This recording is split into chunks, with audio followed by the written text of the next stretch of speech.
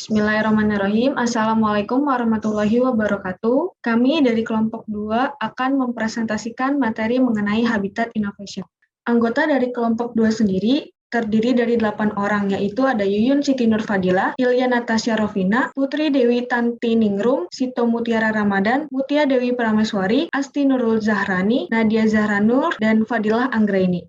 Saya akan menjelaskan masalah sosial yang dihadapi Jepang. Nah, yang pertama ini ada Social Issues Drive atau penggerak masalah sosial. Angka kelahiran menurun, penduduk semakin tua, urbanisasi, kemacetan lalu lintas, dan bencana alam. Ini adalah masalah-masalah yang dihadapi oleh Jepang karena penduduknya yang semakin tua, tidak ada regenerasi selanjutnya, dan masyarakat di Jepang mengalami urbanisasi ke kota-kota besar sehingga mengalami kemacetan lalu lintas. Selanjutnya ada shrinking labor pool atau kolam tenaga kerja yang menyusut. Pertama, ini mengarah pada penurunan populasi secara keseluruhan dan yang lebih penting penurunan populasi muda, demikian populasi pekerja. Populasi usia kerja saat ini per 2015 sampai 76 juta, tetapi perkiraan menunjukkan bahwa itu akan menurun hingga 52 juta pada tahun 2050. Selanjutnya akan dijelaskan oleh Yu. Selanjutnya yaitu ada konsumen scarcity atau keterbatasan konsumen. Efek kedua dari penurunan angka kelahiran adalah populasi pedesaan yang lebih jarang. Selama bertahun-tahun pertumbuhan penduduk Jepang telah disertai dengan perluasan kota. Namun, sulit untuk mencapai kebalikannya, mengurangi lingkungan dengan populasi yang menyusut. Karena mereka menerima masuknya pekerja, pusat-pusat populasi yang besar tetap padat penduduknya meskipun populasi secara umum menurun. Di sisi lain, kota-kota provinsi dan pinggirannya menjadi lebih jarang penduduknya. Ketika datang ke infrastruktur, masalahnya bukan hanya penurunan populasi secara absolut, melainkan masalah lain adalah apa yang kita sebut keterbatasan konsumen. Populasi konsumen yang tersebar jarang ada di area yang luas, atau ada penurunan kepadatan penduduk. Selanjutnya itu ada aging population atau populasi penurunan. Efek dari ketiga penurunan angka kelahiran adalah populasi yang menua menyebabkan orang hidup lebih lama. Maka dengan sedikit penduduk yang bekerja,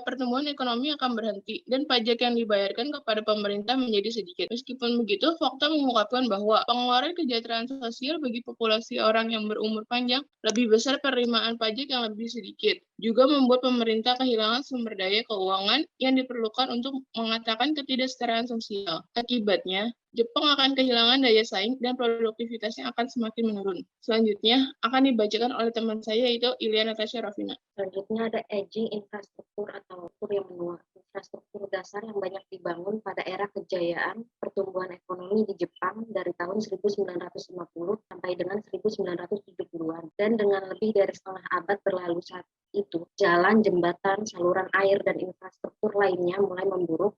Ini memberikan tekanan pada biaya sosial. Bisa dilihat dari tabel di atas bahwa beban perbaikan infrastruktur diperkirakan sekitar 190 triliun yen perlu disediakan untuk pembaruan infrastruktur selama 50 tahun dari periode 2011 hingga 2060. Selanjutnya ada shift to renewable atau pergantian energi baru. Jepang berkomitmen untuk beralih ke sumber energi terbarukan. Tingkat energi yang dihasilkan dari energi terbarukan seperti angin dan tenaga surya berfluktuasi atau naik turun sehingga tidak dapat dikendalikan. Ketika masyarakat beralih ke energi terbarukan, ia akan berjuang untuk menyeimbangkan pasokan dan permintaan energi. Dalam mengatasi masalah ini, masyarakat perlu berinvestasi ke dalam sistem tenaga listrik dan menaikkan harga energi untuk mencerminkan hasil energi dan harga unit penyimpanan. Itu pun bersaing dengan yang tidak stabil sistem tenaga yang dihasilkannya, dari berkurangnya kemampuan untuk menyesuaikan permintaan energi dan pasokan. Untuk mencapai masyarakat yang bebas karbon, Jepang harus menurunkan harga energi terbarunya, mempromosikan penghematan energi, pasokan, dan permintaan yang lebih terkontrol di pusat populasi besar, dan menyediakan energi dengan harga yang lebih rendah, terutama di pinggiran kotanya. Jika Jepang gagal menangani tugas-tugas ini dengan tepat, maka harga energinya akan naik dan sistem tenaga akan menjadi tidak stabil. Selanjutnya akan dibacakan oleh Putri. Baik, selanjutnya saya akan menjelaskan tentang Habitat Innovation Framework atau Habitat Kerangka Inovasi. Analyzing the Target KPIs, menganalisis target KPI. Bagaimana seharusnya isu-isu sosial yang dibahas di bagian sebelumnya dapat ditangani?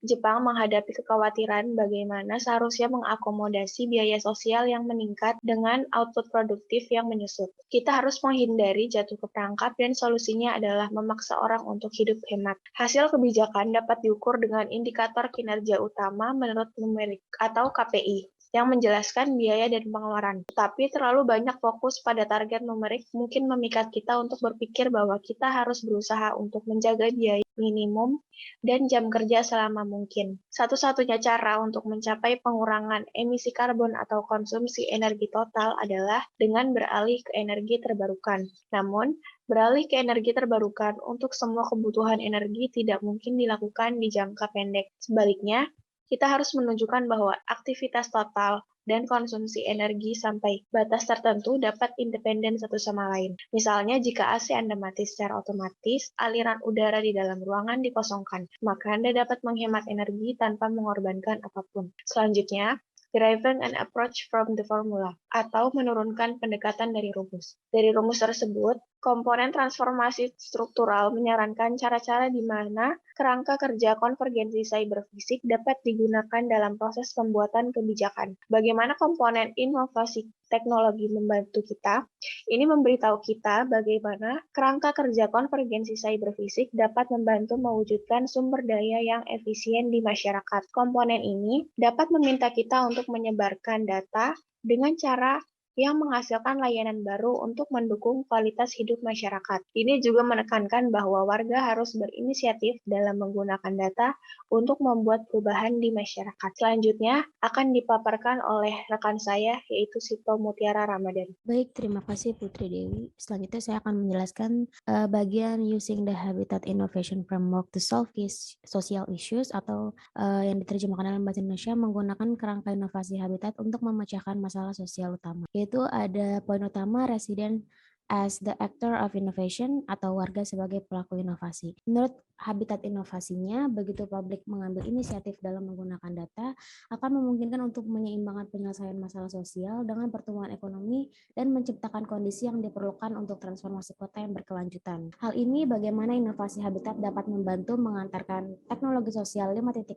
dalam habitat inovasi yang wawasan teknik, ilmu sosial, humaniora, dan banyak disiplin lainnya digunakan untuk menganalisis apa arti QOL atau quality of life pada tingkat individu dan untuk mengidentifikasi peran yang harus dimainkan oleh kebijakan dan teknologi dalam meningkatkannya. Habitat inovasi ini lebih lanjut mengusulkan bahwa di samping ini kita harus mengembangkan platform yang memungkinkan berbagai data interdisipliner, teknologi yang dapat mensimulasikan manfaat bagi masyarakat dan individu, dan arsitektur sistem yang secara tepat melacak dan menanggapi fluktuasi permintaan jangka panjang dan kebutuhan. Selanjutnya ada shift to renewables atau beralih ke energi terbarukan. Sebagai sarana untuk mencapai Jepang yang bebas karbon, peralihan ke energi terbarukan ini melibatkan banyak masalah sosial. Dalam beralih ke energi yang terbarukan, Jepang harus mengembangkan infrastruktur transmisi dan distribusi yang diperlukan. Infrastruktur ini akan memaksa naik harga energi lebih tinggi. Harga ini akan meningkat lagi karena faktor lain, yaitu energi masih lebih mahal untuk dihasilkan dari sumber terbarukan daripada sumber konvensional. Masalah lain menyangkut kesulitan dalam menyesuaikan energi permintaan dan penawaran, karena hasil energi ini bervariasi tergantung pada iklim atau cuaca.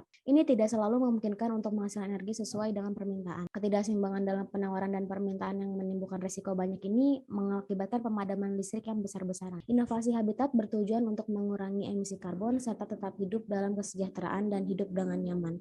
Selanjutnya akan dipaparkan dan dijelaskan oleh rekan saya, Mutia Dewi Prameswari. Selanjutnya ada structural transformation atau transformasi struktural. Dalam hal ini, transformasi struktural menggarisbawahi pentingnya mengurangi jumlah karbon dioksida yang kita hasilkan saat ini mengkonsumsi sejumlah energi tertentu. Dengan kata lain, ini menyiratkan bahwa kita harus meningkatkan energi terbarukan sebagai bagian dari total energi yang kita gunakan. Dalam melakukannya, kita harus memenuhi 3 persyaratan. Energi kita harus berkelanjutan secara ekologis, stabil, dan layak secara ekonomi.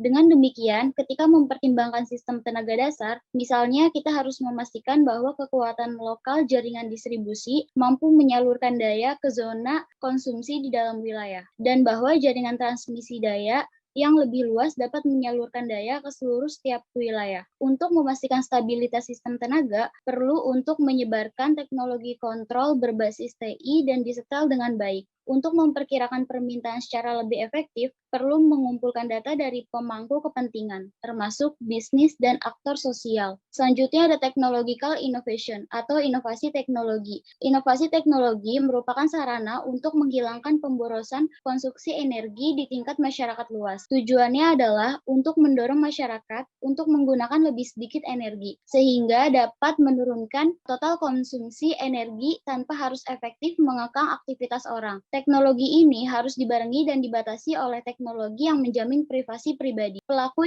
industri dan bangunan besar operator dapat menggabungkan data yang dikumpulkan dari perangkat dan sensor LOT untuk memperoleh perkiraan yang tepat, dari mana mereka dapat menjalankan simulasi untuk meminimalkan puncak dari penggunaan energi atau berbagi energi dengan daerah lain. Tindakan seperti itu akan mengoptimalkan keseluruhan pasokan energi, apalagi ketika kita beralih ke energi terbarukan. Ini tindakan akan memungkinkan kita untuk mencegah pembekakan pasokan energi yang sia-sia fasilitas. Selanjutnya akan dibacakan oleh rekan saya, yaitu Asti. Selanjutnya ada the screening labor pool atau kelompok tenaga kerja yang menyusut. Kelompok tenaga kerja Jepang menyusut karena populasinya yang semakin berkurang, yang merupakan akibat dari turunnya angka kelahiran. Jepang saat ini mengandalkan tenaga asing untuk menutup kekurangan tenaga kerja mereka. Pekerja di Jepang cenderung kurang produktif dibandingkan rekan-rekan mereka yang ada di negara lainnya, dan mereka menebusnya dengan praktik jam kerja yang panjang. Jepang memiliki beberapa ruang untuk perbaikan dalam hal ini. Habitat Innovation bertujuan untuk meningkatkan produktivitas yang cukup untuk memungkinkan pengurangan waktu kerja dan peningkatan waktu luang. Sepenting apapun pekerjaan, kehidupan yang dinamis juga membutuhkan banyak waktu luang atau waktu sekali pakai. Selanjutnya ada structural transformation atau transformasi struktural. Transformasi struktural menggarisbawahi kebutuhan untuk meningkatkan jumlah nilai yang dihasilkan per jam kerja aktif. Dengan kata lain, kebutuhan untuk meningkatkan produktivitas nilai menentukan tempat untuk bekerja adalah persyaratan penting untuk kehidupan yang dinamis. Tujuan penyebaran data dan otomatis berbasis AI bukanlah untuk menghilangkan peluang kerja, tetapi untuk menciptakan industri baru. Secara historis, otomatis telah mengubah mata pencarian dan pekerjaan, tetapi selalu menghasilkan industri baru juga, dan habitat innovation data yang mencangkup industri digabungkan sedemikian rupa sebagai untuk menghasilkan alat analisis yang dapat membantu mengidentifikasi kebutuhan baru dan peluang bisnis. Untuk tujuan ini, bisnis harus diberi inisiatif untuk bergerak menuju layanan bernilai tambah, dan harus ada infrastruktur legislatif untuk mendorong lebih banyak data terbuka, sumber inovasi yang baik. Tugas lainnya adalah menawarkan proposal kebijakan pendidikan yang ditujukan dalam memelihara tenaga kerja yang ideal, individu dengan ide-ide kreatif, praktis, pengetahuan yang diperlukan untuk menghasilkan nilai baru, dan siapa yang dapat mengadopsi gaya kerja yang sesuai dengan era digital. Selanjutnya akan dipaparkan oleh teman saya, Nadia Zahra. Baik, terima kasih. Selanjutnya ada technological innovation. Teknologi memiliki peran utama dalam mengurangi jam tunggu dan meningkatkan jam sekali pakai. Misalnya VR dan teknologi komunikasi dapat memangkas waktu perjalanan dengan menciptakan kembali lingkungan kantor di rumah pekerja atau kantor satelit. Demikian pula di mana dulunya berada di ranah fiksi ilmiah, sekarang menjadi mungkin bagi orang-orang untuk mengubah diri mereka menjadi avatar robot dan eksis secara virtual di tempat kerja jarak jauh. Bahkan ketika pekerja harus melakukan perjalanan secara fisik, efisiensi perjalanan yang lebih besar dapat diwujudkan dengan mobilitas as a service, MES, yang mengabarkan tren untuk menggabungkan layanan transportasi secara dinamis untuk menyediakan perjalanan seefisien mungkin. Menggunakan data yang dikumpulkan dari dunia nyata, bisnis dapat mengkoordinasikan jadwal mereka satu sama lain untuk meminimalkan jeda waktu yang diakibatkan oleh jadwal yang tidak sinkron. Selanjutnya ada aging infrastruktur dan consumer varsity. Sebagian besar infrastruktur Jepang didirikan selama periode pertumbuhan ekonomi yang tinggi di negara itu dan dengan cepat mendekati tanggal kadaluarsanya. Untuk menjaga infrastruktur ini, pembaruan diperlukan. Namun, Pengguna semakin berkurang karena berkurangnya populasi, sehingga tidak perlu mempertahankan infrastruktur pada skalanya. Oleh karena itu, infrastruktur harus diperbarui, tapi dengan cara mencerminkan populasi yang berkurang. Ketika populasi Jepang tumbuh, lingkungan berkembang seiring dengan pertumbuhan. Namun, di era penurunan populasi ini, ruang hidup tetap seluas sebelumnya. Sementara populasi tumbuh semakin jarang, yaitu kepadatan berkurang. Selanjutnya akan dibacakan oleh Fadila. Terima kasih. Selanjutnya ada structural transformation. Transformasi struktural berarti perampingan aset infrastruktur sosial, dengan kata lain membuat lingkungan menjadi lebih kompak. Jika hamparan pinggiran kota lingkungan reorganisasi menjadi lingkungan yang lebih terdistribusi secara kompak, infrastruktur di lingkungan ini dapat diakses oleh lebih banyak orang daripada sebelumnya. Salah satu strategi efektif untuk perampingan infrastruktur adalah fokus pada meminimalkan permintaan puncak. Dalam hal energi misalnya, baterai penyimpanan dapat membantu mengontrol permintaan puncak. Artinya kita dapat menggunakan generator listrik yang lebih kecil. Ketika fasilitas lebih kecil, akan lebih mudah untuk menghapusnya secara bertahap. Cara lain untuk mengendalikan permintaan puncak adalah dengan meminta kerjasama warga. Selanjutnya ada technological innovation atau inovasi teknologi. Inovasi teknologi berarti mengembangkan teknologi yang memungkinkan infrastruktur beroperasi di tempat yang jarang penduduknya dengan biaya minimal. Layanan transportasi misalnya dapat memenuhi permintaan secara optimal dengan kombinasi layanan bus